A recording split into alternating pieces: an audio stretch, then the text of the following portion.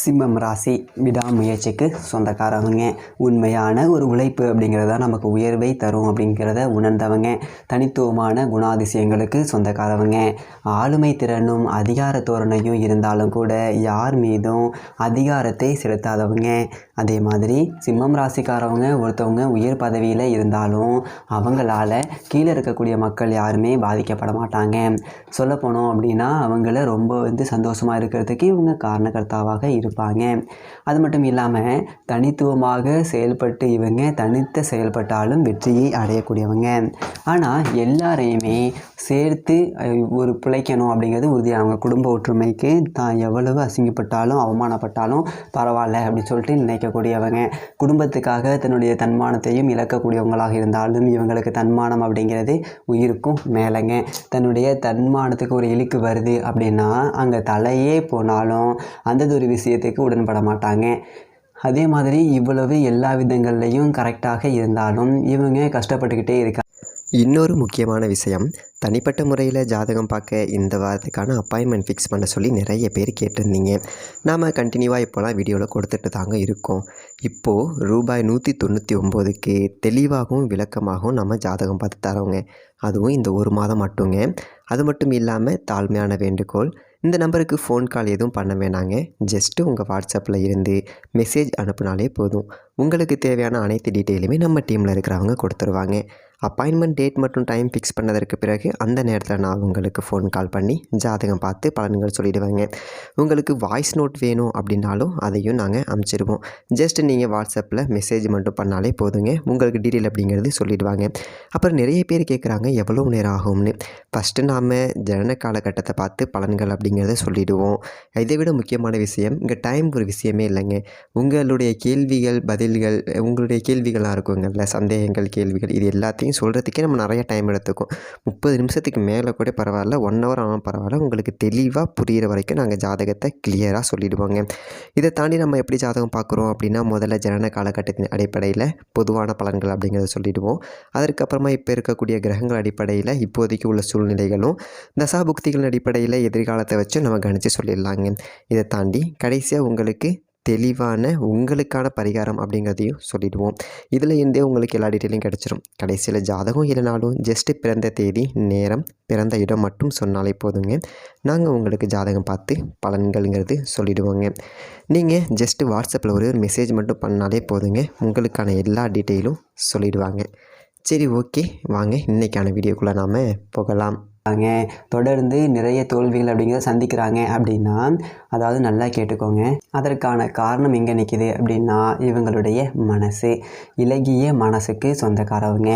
தோரணையும் ஆட்களும் பார்க்குறதுக்கு ரொம்ப கோபக்காரவங்களாகவும் பார்க்குறதுக்கு முரட்டுத்தனமாகவும் தெரிஞ்சாலும் இவங்க மனசளவில் குழந்தை மாதிரி குணம் படைத்தவங்களாக இருப்பாங்க. தன்மை அப்படின்னா இவங்க கிட்ட தாங்க கற்றுக்கணும். அந்த அளவுக்கு மற்றவங்களுக்கு மரியாதை கொடுக்குறவங்களோ, அதாவது இருக்கிறவங்களோ இல்லாதவங்களோ, சின்னவங்களோ பெரியவங்களோ எல்லாருக்குமே மரியாதை கொடுத்து வாழக்கூடியவங்க இந்த சிம்மம் ராசிக்காரவங்க. சொல்லப்போனோம் அப்படின்னா யாருன்னே தெரியாதவங்க கூட அவங்க மேலே பாசம் வச்சுட்டாங்க அப்படின்னா அதில் இருந்து வெளியில் வர மாட்டாங்க. ஸோ நமக்கெல்லாம் கோபம் தான் என்ன பண்ணுவோம், நமக்கு ஒருத்தவங்க தப்பு பண்ணிட்டாங்க அப்படின்னா அவங்கள தண்டிக்கணும் அப்படின்னு சொல்லிட்டு நினைப்போம். ஆனால் சிம்மம் என்ன தெரியுமா பண்ணுவாங்க, அதாவது ஒருத்தவங்க நமக்கு தப்பு பண்ணிட்டாங்க, நமக்கு துரோகம் பண்ணிட்டாங்க அப்படின்னு தெரிஞ்சால் அந்த ஒரு இடத்துல அவங்கள மன்னிச்சு விட்டுட்டு இவங்க பாட்டுக்கு ஒதுங்கி வந்துடுவாங்க. அதை மீறியும் தப்பு பண்ணவங்க இவங்களை திரும்ப திரும்ப தொல்லை பண்ணிக்கிட்டே இருக்காங்க அப்படின்னா அந்த ஒரு எல்லையை தாண்டின ஒரு கோபம் அப்படிங்கிறது வரும். அந்த ஒரு செகண்ட் அவங்க அந்த இடத்துல இருக்கவே முடியாது. அந்த அளவுக்கு அவங்களுடைய கோபம் அப்படிங்கிறது அந்தளவுக்கு தாண்டிடுவாங்க. அடுத்து எந்தெந்த ஜென்மத்துக்கும் நீங்கள் இவங்க பக்கம் வரவே முடியாது. இப்பேற்பட்ட குணாதிசயம் கொண்ட சிம்மம் ராசிக்காரவங்களுக்கு இந்த வரக்கூடிய ராகு கேது பெயர்ச்சி அப்படிங்கிறது எப்பேற்பட்ட அற்புதமான பலன்கள் தரப்போகுது அப்படிங்கிறத பற்றி தான் பார்க்க போகிறோம். ராகு கேது, அதாவது தமிழ்நாட்டில் ராகு கேதுக்கள் அப்படிங்கிறதுல பல ஜோதிடர்களுக்கே சரியான ஒரு விளக்கம் அப்படிங்கிறது இல்லைங்க. ராகு யார், கேது யார், இவங்க கொடுக்கக்கூடிய பலன் அப்படிங்கிறது எப்படி இருக்கும் அப்படிங்கிறது பல ஜோதிடர்களுக்கே தெரியறது கிடையாது. அதாவது ராகு கேதுக்கள் நிழல் கிரகங்கள், சர்ப்ப கிரகங்கள், சாயா கிரகங்கள், இதோட எல்லாரும் முடிச்சுக்கிறாங்க. நீங்கள் கேரளாவெலாம் போய் பார்த்தீங்க அப்படின்னா நவ கிரகங்களில் ராகு கேதுக்களுடைய ஒரு நிலை அப்படிங்கிறது ராசி மாற்றத்தை வச்சு மட்டும் மட்டுமே ஜோதிடமே சொல்லி முடிச்சிருவாங்க, ஜாதகமே பார்த்து முடிச்சிருவாங்க. அந்த அளவுக்கு இந்த சர்ப்ப கிரகங்களோட அமைப்பு அப்படிங்கிறது, மாற்றம் அப்படிங்கிறது ரொம்ப முக்கியம்.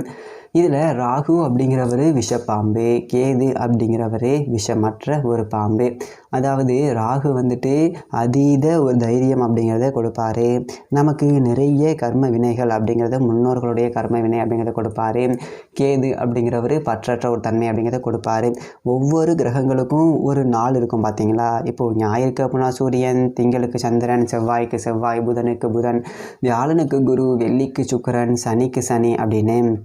அந்த மாதிரி ராகு கேதுக்களுக்கு கிழமை இருக்கா ஜோசியரே அப்படின்னு கேட்டிங்க அப்படின்னா இல்லைன்னு பலர் சொல்லுவாங்க. ஆனால் இருக்குது. ஒவ்வொரு நாள்லையும் ராகு காலம் அப்படின்னு 1.5 மணி நேரத்தை இந்த ராகு பகவான் எடுத்துப்பார். யமகண்டம் அப்படின்னு சொல்லிட்டு ஒரு 1.5 மணி நேரத்தை கேது பகவான் எடுத்துப்பார். குளிகை அப்படின்னு சொல்லிட்டு ஒரு 1.5 மணி நேரத்தை இந்த சனி பகவானுடைய புத்திரன் மாந்தி எடுத்துப்பார். அந்த ஒரு வகையில் இந்த கிரகங்களுக்கும் ஒவ்வொரு நாள்லையும் ஒரு பங்கு அப்படிங்கிறது இருக்குது. அப்போது இந்த கிரகங்களுக்கு சுய வீடு அப்படிங்கிறது இல்லை அப்படின்னா யாரோட வீட்டில் இருக்கோ அதற்குண்டான ஒரு பலாபலன்கள் அப்படிங்கிறத கூடுதலாகவே கொடுப்பாங்க. இப்போது 2025 ராகு கேதுக்கள் உங்களுடைய ராசிக்கு எப்படிப்பட்ட ஒரு மாற்றங்கள் அப்படிங்கிறத கொடுக்க போகுது அப்படிங்கிறத ரொம்ப துல்லியமாக கணித்து சிறப்பான ஒரு தொகுப்பாக உங்களுக்கு தரேன். ஸோ கடைசி வரைக்கும் பாருங்கள். நல்லதொரு மாற்றம் அப்படிங்கிறது இந்த சர்ப்ப கிரகங்களால் உங்களுக்கு உருவாகட்டும். சிம்மம் ராசி நேயர்களே, உங்களுக்கு இந்த ராகு கேதுடைய பயிற்சி 2025 உண்மையிலே பார்த்தீங்க அப்படின்னா பெரியதொரு கண்டத்திலிருந்து ஒரு தப்பிச்ச ராசி அப்படின்னா அது சிம்ம ராசி அப்படின்னு சொல்லிட்டு சொல்லலாம். என்ன காரணம் அப்படின்னு பார்த்தீங்க அப்படின்னா, இப்போது ராகு கேதுக்களுடைய ஒரு பயிற்சிக்கு பிறகு பார்த்தீங்க அப்படின்னா உங்களுடைய ராசியை பொறுத்த வரைக்கும் 2வது வீட்டில் இருக்கக்கூடிய கேது பகவான் ராசிக்குள்ளேயே வராரு. அதாவது 8வது வீட்டில் இருக்கக்கூடிய ராகு களத்திர ஸ்தானத்துக்கு 7வது வீட்டுக்கு வராரு. பொதுவாகவே ராகு கேதுக்கள் அப்படிங்கிறவங்க ஜென்மத்தில் கேதுவும் 7 ராகும் இருக்காங்க அப்படின்னா நீங்கள் சர்ப்பதோஷத்தோட பீட்டிக்குள்ளே வரீங்க. சர்ப்ப சாந்தி பரிகாரங்கள் பண்ணிக்கணும். ரொம்ப மோசமான ஒரு அமைப்பு. இதெல்லாம் எல்லாருமே உங்களுக்கு சொல்லியிருப்பாங்க. ஏகப்பட்ட பயமூர்த்தி விட்டுருந்துருப்பாங்க. ஏன் அப்படின்னா அஷ்டமத்தில் சனி வேற, அகப்பட்டவனுக்கு அட்டமத்தில் சனி, போதாத குற்றத்துக்கு ஜென்மக்கேது, களத்திர ராகு. இது என்ன மாதிரியான ஒரு பிரச்சனையை கொடுக்கும் அப்படின்னு சொல்லிட்டு ஜோதிடர்கள் சொல்லியிருப்பாங்க அப்படின்னா கணவன் மனைவிக்குள்ளே ஒரு பிரச்சனை கொடுக்கும். கணவன் மனைவிக்குள்ளே ஒரு பிரிவு அப்படிங்கிறது உண்டாகும். கணவன் மனைவி ஒருத்தருக்கு ஒருத்தர் நிரந்தரமாக பிரியக்கூடியது. குடும்பத்தில் ஒற்றுமை இல்லாத ஒரு அமைப்பு. ஆணுக்கு பெண்ணால் அவமானம், பெண்ணுக்கு ஆணால் அவமானம், இது எல்லாமே சொல்லி உங்களை பயமுறுத்தியிருப்பாங்க. அது எல்லாத்தையுமே மூட்டை கட்டி ஓரமாக வச்சுட்டு இப்போ நான் சொல்கிறத தெளிவாக கேட்டுக்கிட்டீங்க அப்படின்னா இந்த ஒரு காலகட்டத்தில் இந்த மாதிரியான ஒரு பிரச்சனை அப்படிங்கிறதுல இருந்து நீங்கள் ரொம்ப சுலபமாகவே மீண்டலாம். அதாவது ராகு அப்படிங்கிறவர் கும்பம் ராசிக்கு வராரு. 7ஆம் இடம் அப்படிங்கிறது களத்திர ஸ்தானம். இந்த ராகு சாதாரணமாக அங்கே வந்தார் அப்படின்னா மேலே சொன்ன எல்லாருமே நடக்கும்.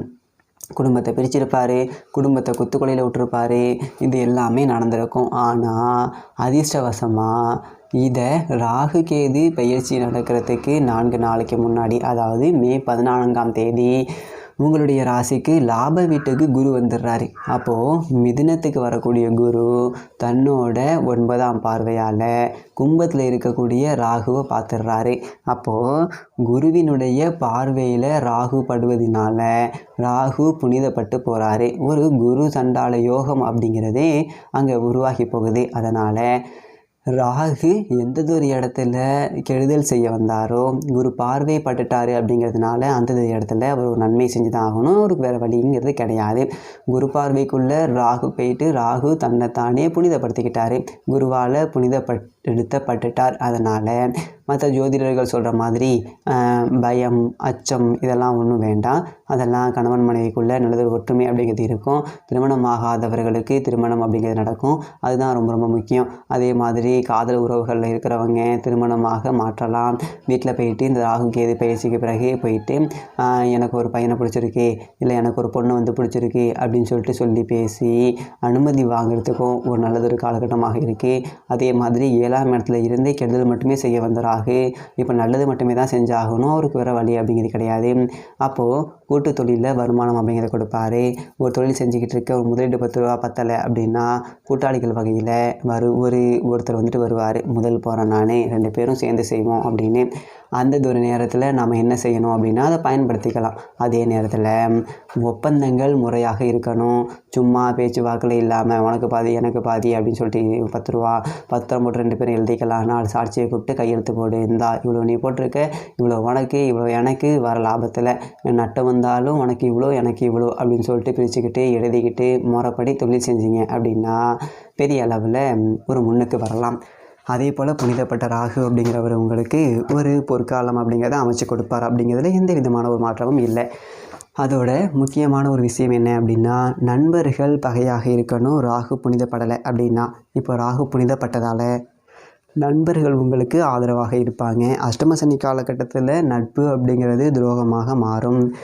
ஆனால் அந்த ஒரு 7ஆம் இடம் அப்படிங்கிறது நண்பர்களை குறிக்கக்கூடிய ஒரு இடத்துல உட்காந்துக்கிட்டு ராகு புனிதம் அடைஞ்சு போகிறதால நண்பர்கள் உதவிகரமாக இருப்பாங்க.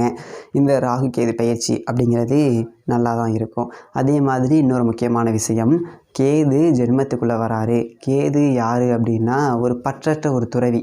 அதாவது எதுலேயுமே வந்துட்டு பெரிய அளவில் ஆசை அப்படிங்கிறது நமக்கு இருக்காது. ஆகா அப்படி இருக்கணும்டா இப்படி இருக்கணும்டா அப்படிங்கிற மாதிரி ஒரு ஆசை இல்லாத ஒரு நிலை அப்படிங்கிறத கொடுப்பாரு. பொதுவாகவே சிம்மம் ராசிக்காரர்கள் பார்த்திங்க அப்படின்னா ஒரு லீடர்ஷிப், அதாவது எதுலேயுமே தான் மேலே இருக்கணும் அப்படி சொல்லிட்டு நினைக்கக்கூடிய ஒரு ஆளுங்க. நம்ம சொல்கிறது தான் எல்லோரும் கேட்கணும் அப்படி சொல்லிட்டு நினைக்கக்கூடிய ஒரு ஆளுங்க. இந்த அஷ்டம சனி காலகட்டம் அப்படிங்கிறப்போ எல்லாமே நமக்கு எதிராகவே நடக்கிற மாதிரி இருக்கும். ஆனால் ஜென்மத்தில் கேது வந்துட்டார் இல்லைங்களா, அதனால் உங்களுடைய கோபத்தை அவர் குறைச்சிடுவார். ஸோ சிம்மராசிக்காரர்களுக்கு சும்மா மூக்கு மேலே கோபம் வந்துடும். எதாக இருந்தாலும் என்ன நான் சொல்கிறேன், நீ ஏற்றுக்கிறது பேசிட்டு வந்திருக்க போடவில்லை அப்படிங்கிற மாதிரி டக்குன்னு எடுத்து எரிஞ்சு மூஞ்சில் எரிஞ்சு பேசிட்டு போயிடுவாங்க. இப்போது இந்த கேது ராசிக்குள்ளேயே வராரு அப்படிங்கும்போது உங்களை ஒரு ஆன்மீகத்தின் மேலே தள்ளி விட்டுருவார். அதாவது ஈர்க்கப்படுவீங்க.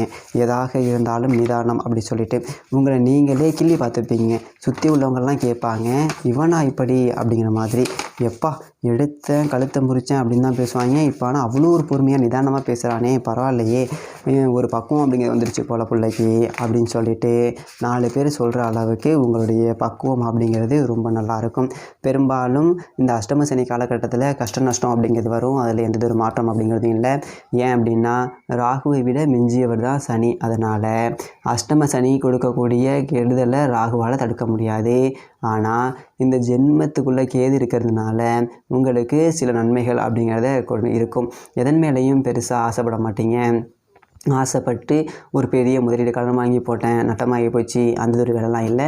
10 ரூபா வருதா, 10 ரூபாயை வச்சுக்கிட்டு ஏதோ ஒரு 8 ரூபா வச்சு அதுக்குள்ளே குடும்பம் நடத்துவோம், 2 ரூபா மிச்சப்படுத்துவோம். 100 ரூபா வருதா, ஒரு 80 ரூபாக்குள்ளே கூடிய குடும்பம் நடத்துவோம், 20 ரூபா மிச்சப்படுத்துவோம். இந்த மாதிரியே தான். பெருசாக ஆசை அப்படிங்கிறது இல்லை. எதையும் கனவு லட்சியம் வளர்த்துக்க மாட்டீங்க. சரி நமக்கு நேரம் சரியில்லை, அப்படியே நடக்கிறது நடக்கட்டும், நம்ம உண்டு நம்ம வேலை உண்டு அப்படி சொல்லிட்டு இருப்போம். இருந்தாலும் நமக்கு நேரம் வரப்போ எப்படி இருக்குது அப்படி சொல்லிட்டு பார்த்துப்போம் அப்படின்னு சொல்லிட்டு ஒரு ரீதியில் தான் போவீங்க. ஆனால் காசு பணத்துக்கு பஞ்சம் அப்படிங்கிறது இருக்காது. என்ன காரணம் அப்படின்னா குரு மிதுன ராசிக்கு வந்துடுறாரு, லாப வீட்டுக்கு வந்துடுறாரு. உங்கள் ராசி அதிபதி கிரகங்களுடைய ராஜா சூரியனோட நெருங்கிய நட்பு கிரகம். ஸோ நவகிரகங்கள்லேயே குரு சுபகிரகமாக இருக்கக்கூடிய குரு பகவான் உங்களுடைய ராசிக்கு லாப வீட்டுக்குள்ளே வந்துடுறாரு. அப்படிங்கிறதுனால காசு பணம் அப்படிங்கிறது இருக்கும். காசு பணத்தை செலவு பண்ணாமல் பற்றற்று இருப்பீங்க. அதனால் 10 ரூபா மிச்சம் வைக்கலாம். ஆனாலும் இந்த அஷ்டம சனியினுடைய ஆதிக்கம் இருக்குது அப்படிங்கிறதுனால குடும்பத்தில் ஒருத்தர் மாற்றி ஒருத்தருக்கு ஆஸ்பத்திரி செலவு அப்படிங்கிறது வரும். சரி இப்போது சம்பாதிச்சோம் செலவு பண்ணோம், கடன் வாங்காமல் போச்சு இப்போ உழப்பு அப்படிங்கிற மாதிரி ஓடிட்டுருக்கும். அதனால் என்ன ஒரு 10 ரூபா பீரோவில் எடுத்து மிச்சம் வைக்க முடியாது. வருது போகுது வருது போகுது வருது போகுது. ஆனால் கேது ராசிக்குள்ளே இருக்கார் அப்படிங்கிறதுனால வரதை பற்றியும் நாம் கவலைப்படுற ஆள் கிடையாது, போகிறத பற்றியும் நாம் கவலைப்படக்கூடிய ஆள் இல்லை. அப்படிங்கிறதுனால ரொம்ப சுமூகமாகவே வாழ்க்கை அப்படிங்கிறது போயிடும். அஷ்டம சனியை பற்றி நீங்கள் பயப்பட வேண்டியதில்லை, ஜென்ம கேதுவை பற்றி நீங்கள் பயப்பட வேண்டியதில்லை, களத்திர ராகுவை பற்றியும் பயப்பட வேண்டியதில்லை. களத்திரத்தில் இருக்கக்கூடிய ராகு பகவான் குரு பார்வையில் புனிதம் அடைஞ்சிடுறாரு. அஷ்டம சனியினுடைய தாக்கத்தை சரி கட்ட லாபத்துக்கு குரு காசு பணம் 10 ரூபா கொடுத்துருவார். அதனால் கடவுள் ஒரு கதவை அடைச்சா இன்னொரு கதவை திறந்து விட்டுருவான். அப்படிங்கிற மாதிரி சிம்ம ராசிக்காரர்களுக்கு இதுக்கு மேலே நல்லது அப்படிங்கிறது நடக்கும். ஏன் அப்படின்னா கண்ட சனி காலகட்டம் அப்படிங்கிறது இருந்தப்போ உங்களுக்கு அட்டமத்தில் ராகு அப்படிங்கிறத மாட்டிக்கிட்டாரு. இப்போது களத்திரத்தில் அவர் இருந்து குரு பார்வையில் புனிதம் அடைகிறார். அப்படிங்கிறதுனால ஒரு கிரகத்தை இன்னொரு கிரகம் அப்படிங்கிறது பேலன்ஸ் பண்ணிடுது. அப்போது சிம்மம் ராசிக்காரர்கள் எதை பற்றியும் கவலைப்பட வேண்டியதில்லை. கொஞ்சம் எதுலேயுமே பிடிவாத குணம் அப்படிங்கிறது இருக்கும். இந்த சிம்மம் ராசிக்காரர்களுக்கு தான் பிடிச்ச முயலுக்கு 3 காலில் 300 கால்னு சொல்லக்கூடிய ஒரு ஆளுங்களாக இருப்பாங்க. அந்த மாதிரி அந்த பிடிவாதத்தை கொஞ்சம் தளர்த்திக்கிட்டு அப்படியே சரி போ நடக்கிறது நடக்கட்டும் அப்படின்னு சொல்லிட்டு கடவுள் மேலே பாரத்தை போட்டுட்டு ஞாயிற்றுக்கிழமைகள் தோறும் சூரியனுடைய பகவானுடைய வணங்கிட்டு தான் எப்படி சொல்கிறது உங்கள் வேலைகளை தொடங்கணும். மறந்துட்டால் கூட ஞாயிற்றுக்கிழமைகளில் சூரிய நமஸ்காரம் அப்படிங்கிறத பண்ணிட்டு தான் வேலைகளை தொடங்கணும். அதே மாதிரி பௌர்ணமி அன்னைக்கு சிவாலயங்களில் சத்யநாராயண பூஜை அப்படிங்கிறது நடக்கும். அங்கே போயிட்டு சிவபெருமானை மனசார வணங்கிட்டு வாங்க. இந்த ராகுகேது பயிற்சி காலகட்டம் அப்படிங்கிறது பல கஷ்டங்கள் அப்படிங்கிறது வந்தாலும் எல்லாத்தையும் ஜெயிச்சு நிம்மதியாக வாழக்கூடிய ஒரு காலகட்டமாக இருக்கும். சிம்மம் ராசிக்காரர்களுக்கு எல்லாம் நல்லதாகவே நடக்கும். நன்றி, வணக்கம்.